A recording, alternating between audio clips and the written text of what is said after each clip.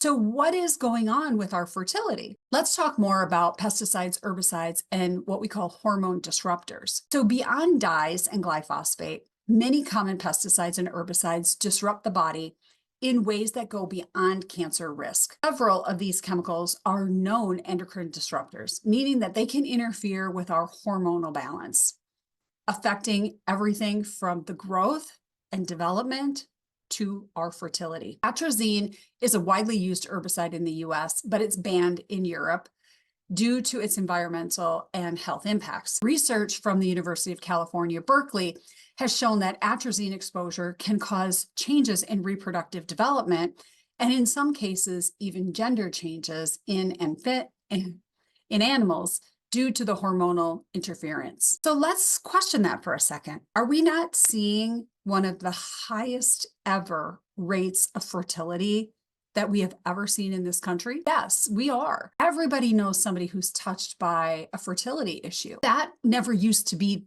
the case. That never used to be a problem. You know, if we look back in our family histories, many of our grandparents and great grandparents had 8, 9, 10 children. And I know there's going to be people that are listening to this that are going to say, well, that's because they didn't have use of birth control.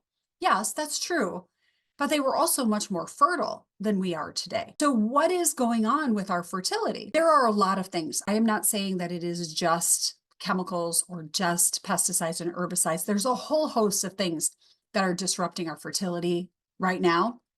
But what I am saying is that if we want to preserve our future and our generations to come, we have to start looking at this now. We should have been looking at this 10, 15 years ago, and we should not have let money and greed get in the way of this. Tyrone Hayes, who's a researcher on atrazine and the effects of atrazine, has the ability, he believes, has the ability to disrupt endocrine function at levels as low as 0.1 parts per billion, a concentration found in drinking water across the Midwest. Now, I live in the Midwest, so this is rather frightening to me. So this raises significant concerns about its potential effects on our human health and on our hormonal system. So the fact that an herbicide could interfere with hormone function at such low levels is concerning, especially when this chemical is so prevalent in the US food and water supply. It really brings home the importance of knowing